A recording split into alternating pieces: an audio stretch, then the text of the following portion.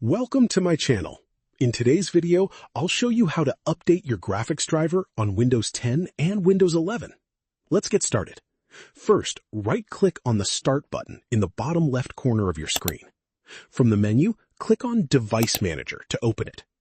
In the Device Manager window, you'll see a list of all the hardware installed on your computer.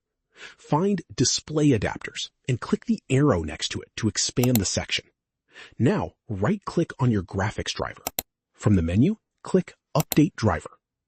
On the next screen, select Search Automatically for drivers. Windows will now search for the latest available driver for your graphics card. If a newer driver is found, Windows will automatically download and install it. Once the installation is complete, restart your computer if prompted. After restarting, your graphics driver will be updated and ready to use. And that's it. If you like the video, like, subscribe, and press the bell icon for more helpful tutorials.